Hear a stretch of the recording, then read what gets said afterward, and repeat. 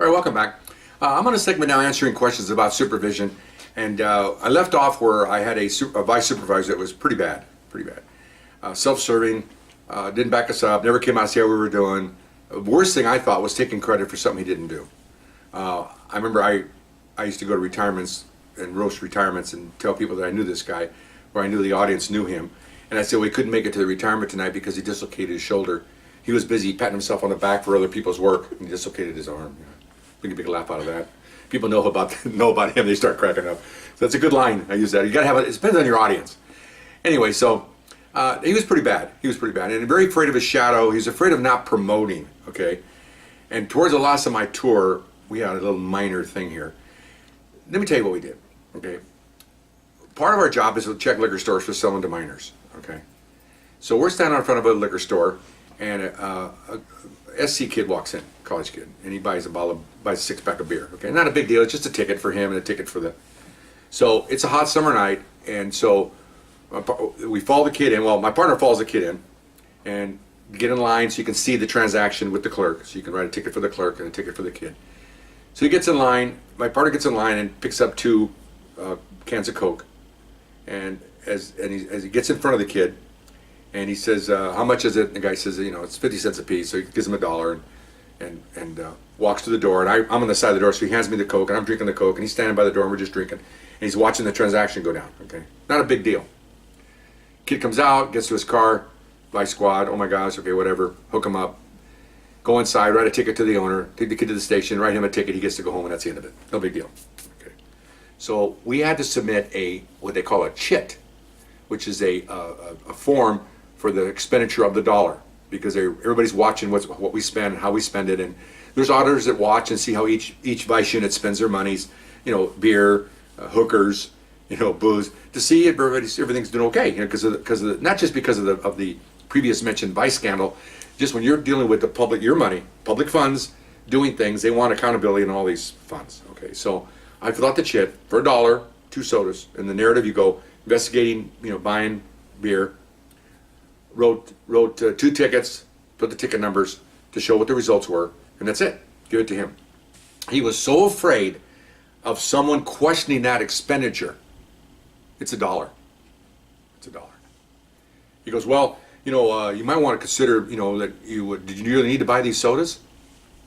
I go, we're undercover. We had to get in this. We just can't stand in the store and look around. You're gonna think we're gonna rob them or something. We have to be in character. We could have bought. Would you be better off if we bought a couple of beers, which we are authorized to do? He goes, well, no, but and I'm sitting there. I had up to here with this guy. 17 months of this, and I'm just tired of it. I'm almost done. I can see the finish line. I'm almost done with this tour. Get away from this guy. So I go. He goes, well, I'm not sure about. I go, man, this was 33 cents a person. Okay. So you know what? Forget it. I go, forget it. Here, give it to me. I reached across in front of him, picked it up, and I just tore it up, threw it in the trash. I said, forget it. I walked away.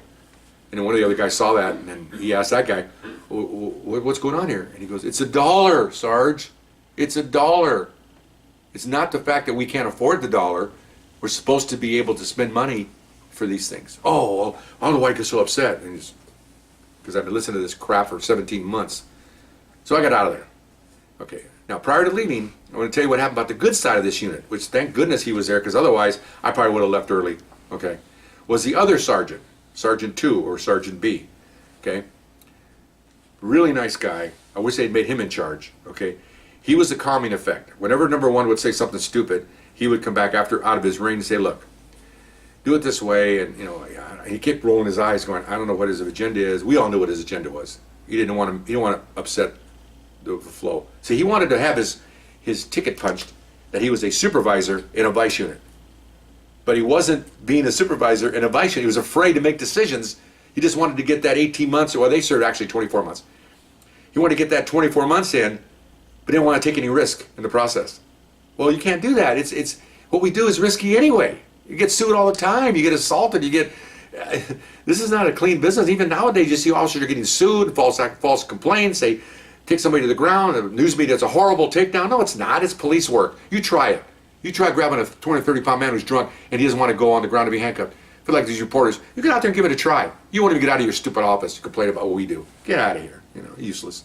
But this guy would, so he would, with that commendation that number one wrote on himself, he didn't like that. He took it in to countermand what was going on there. He tried to help us promote. He encouraged us to do stuff. He did the opposite of the other guy because he was going to promote too. He ultimately promoted also, but he didn't promote on the backs of us. He promoted on his own merit. Okay, he got his ticket stamped, but he could make decisions, a lot of decisions, and that made us feel good that he could do that, and that he did that, and that was a nice thing. And he calmed us down, calmed especially one of my partners down who started throwing out some racial slurs on one of the instances. He calmed him down pretty good. I thought he wasn't going to calm him down. I thought it was going to be a no-brainer there.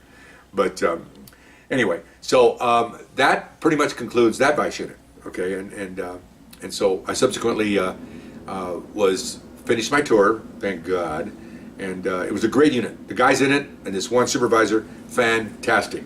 But it made it difficult for the other one, and then he went on, unfortunately, and made lieutenant, the guy number one, and he went to another vice unit in charge of vice. He was now the lieutenant in charge, and that unit, little side note here, they set a record that he went to Hollywood.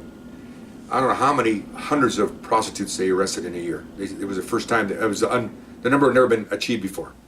Okay, and he had I think he had 4 vice supervisors working for him, and they must have had about a dozen vice cops, along with other officers helping. But I heard from one of his supervisors that this lieutenant, of all the hundreds of arrests they made, never signed one booking approval, which means he did not want to get his name on anything that might be controversial because he wants to make captain. See how funny that works? He goes from, I don't want to do it, I might not make lieutenant, then he makes lieutenant, I don't want to do this, I might not make captain, then he makes captain. And thank goodness when he got there, that's the end of it. They figured out he's BS and he never went any further and he retired at that rank, but I don't think he should have gone that far. Oh well, what are you going to do? You got to do what you got to do. Anyway, so that unit I was done. So towards the end of that unit, I start looking for other spots, and because you come out of vice, you have some, not that you're not going to have a place to go. I would have gone back to patrol, but it would have been a little bit of a low drop because I was already a pre-level supervisor. Would have gone back to being a patrolman, which is fine. I enjoyed everything I did, believe me. But I wanted to see if I could do other challenges, so I looked around for a position, and I found one on the west side. It was a gang unit, and went over there, took an overboard with a lieutenant and 2 supervisors. At that time, I had almost 12 years on, and pretty salty, pretty senior. I had a gang unit, history below me, so I made it. They had 14 applicants for one spot, and I got it. And surprised I got it because the lieutenant there was kind of one of these little Mr. Milquetoast kind of guy. Should have been like a paper pusher, not in charge of a gang unit. One of his sergeants was also kind of quiet, and the other one was pretty aggressive. But it asked me some questions, and I said, "Well, yeah, I do this, I do that," because I've done it before. I kept saying, "I've done this before. This is not my first day here. I've done gangs before. I know how they think, know how they do. I know how this and that. And this. Oh, well, you're like, oh, that's nice. You don't know what to do with themselves. Oh my goodness." I the whole time I'm thinking, I just overwhelmed these guys, and I've only got half my brain working. It's really weird. These guys are their heads are spinning. I'm like, what's the big deal? This is not brain surgery. It's just arresting gang members. How hard can that be? Okay, so found out later on how hard could that be. Okay, so anyway, so I get the job, and then within a month, I'm out of vice, finished my vice tour finally, and went to a gang unit. Okay, now you think, okay, great. Here we go again. Change division, change the city, go back to uniform, but it's not patrol, it's gangs. This is great, okay? Now that I've got this topic in mind, it's like being aboard the Titanic, You're on the front of the ship, this is great. And you walk halfway down, this is great, but it's the same ship. You get to the ass end of the boat, it's still a Titanic, okay? Not that it's going to sink, but it's nothing changes. Just a different location. That's all it did. The supervision is the same. It's good ones and bad ones. It's backstabbers, and it's just oh my gosh. And so this is all coming back because it's part of the vice or part of the supervisory question that someone asked me a while back. Now we're going into that. So now I have about 12 years on. Go to a brand new assignment. A lot of things happen here. A lot of things happen here. Okay, first, the biggest thing is I've got some time on the job now. When you're a rookie or 2 or 3 years on, you don't have much say in anything. And then when you get years on, it not only gives you a little more horsepower with supervisors, but it also gives you more confidence in yourself that I can actually have a little bit of a firm opinion, not enough to superimpose a sergeant or try to overturn him, but enough to question what we're doing and make some sense out of it. Because as a supervisor, you'll listen more to a 12-year officer than you would to a 2-year, because a 2-year doesn't know anything, or knows enough, but not enough to make a really good argument. It's terrible to say that, but his tenure really helps a lot. And so, first day there, I get put with a partner that was an existing gang member, and he's driving, and we're working 4 areas, so he's going to show me around. So we get in the car, and I'm from East LA, man. Okay, see gang members standing over there, 6 of them. We're in a plain car and uniform. They know who we are. They all look over at us, right? Say, hey, look at those guys. He drives by. Hey, how's it going? Hey, and he just keeps on going. I'm like a horse coming out of the chute to catch cattle. I'm like, what's going on? Why don't we stop them? Oh, I know those guys. That's so-and-so, that's so-and-so. And I go, yeah, but what if they have a gun on them? What if they have dope? What if they... Oh, well, that was his answer. I know him. You know him. I was like, what? Okay, so we did this all night. We didn't stop anybody. We drove by, we waved, pox of gangs over there. I'm going, what is going on here? Okay. Next night, the same thing. And now I'm thinking, okay, I'm in a waving division. I guess you're going to wave at people. I don't understand that. This 8 hours, you pay us to go out and stop gang members. Gang members are the ones that you want to stop. Not Joe Citizen, not you driving around with your family, blowing a red light. I want to stop gang members. Cars full of gang members, lowered cars, jacked up cars, guys with their bandanas on, wearing the outfits, guys that have got beer, pot, guns. That's who I want to stop. That's why I came here. Okay, now, here's where the first supervision story comes in. I'm down in the locker room in the basement. I'm getting dressed, and there's a guy comes in next to me, and about my age, a little older, and he's getting dressed up, right? I see him in his uniform. We're all getting ready. Guys take showers. And he goes, hey, how you doing? Hey, how's it going? Hey, my name's so-and-so. Hey, my name's so-and-so. He says, I'm working a gang unit. I said, oh, yeah, so am I. He goes, yeah, it's my first day. Yeah, I was here a couple days ago. Well, maybe we work together. Where'd you come from? He goes, I came from, South End Division. Me too, hey, So now we're I don't want to say it, but there are probably, out of 18 divisions, there's probably 6 that are what I call ass kicking. And you get guys from those divisions, they're ready to go. The other ones, medium, busy, medium, but a lot of tickets, a lot of reports, burglaries, and we're just chasing gang members left and right. Running up in alleys, we're chasing assholes down alleys, all kinds of stuff. So if one of those, I think it's about 6 divisions. If you see something there, you have the same mindset. Okay, you're aggressive officers. Okay, fine. So we go to roll call. I don't know anybody roll call. I'm a new guy. We're all sitting there. Detectives are there. We're sitting there. There's probably a dozen uniformed guys, 6 units, 2-person units, and then there's about 6 detectives. And then there's a couple of head detectives and some sergeants. So I'm looking for this guy. Well, where is he? Oh, well, maybe he's lying down. I don't know. Well, he walks in. He's a lieutenant of the unit. Okay, he just got the job from this other milquetoast guy. Okay. So he sees me, he goes, hey, how's it going? Can you imagine? I don't even know this guy, we're already bonded, So he comes in, sits down, and goes, okay, everybody introduces him. He's a new guy, okay, fine. And he's from such and such a division. Well, that pretty much told everybody, okay, here we go. And the guys that are in there are kind of like a waving unit. They're very low-key, not very aggressive, okay? And so the captain brought him in to change everyone because he wanted some aggressive, because he was getting complaints like crazy from citizens about gang members loitering, smoking pot, stealing cars, stealing stuff off your property, pockets where nobody wants to go in there, streets that no officers want to go down without backup. Really? Don't want to go down? What? We always used to say, I wear this badge that says the city of. I'm going to go everywhere I possibly can. There's no place that are excluded because there's gang members in there. That's where I want to go. Like a mosh pit. I'm going to jump in the middle of this stuff and see who scatters. I'm going to do. Anyway, so that night, I didn't have a partner. The guy that Mr. Waiver was off that night. So what happens? The lieutenant says, "Oh, I'll ride with you." I'm going, "Oh, I don't know the guy." I thought, "Oh, great, he's a lieutenant. He's not going to do anything." Well, I'm trying to stay on the line here. He's like 2 steps above. We have a sergeant, and then we have a lieutenant, and he's in charge of everybody. I'm riding with this guy. and I'm driving, and he's the passenger, and so we see some guy smoking pot. We make an arrest. I'm thinking, oh, I'm gonna do all the work. No, the rest of the guys, since he's a passenger, he's supposed to be doing the reports normally. I thought, well, he's in charge. He's in charge of the whole unit, 40 of us or whatever. Get to the station. He goes, okay, I'll write the report. Will you do that? Will you book that? Well, sure. Whoa, I got a partner. So we book everybody. Come back. He's got the report typed. I don't type. I read it. Gives it to a sergeant because he can't approve it. Sergeant approves it. Okay, sounds good. I thought, man, you be my partner all the time? No, it just happened. Okay, fine. So I found out that he was already in the midst of taking care of this unit. He already had like a half a dozen guys lined up to come in.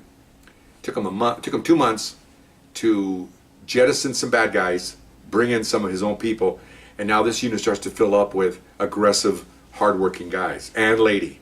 Okay, and you could just see him, the whole thing changing.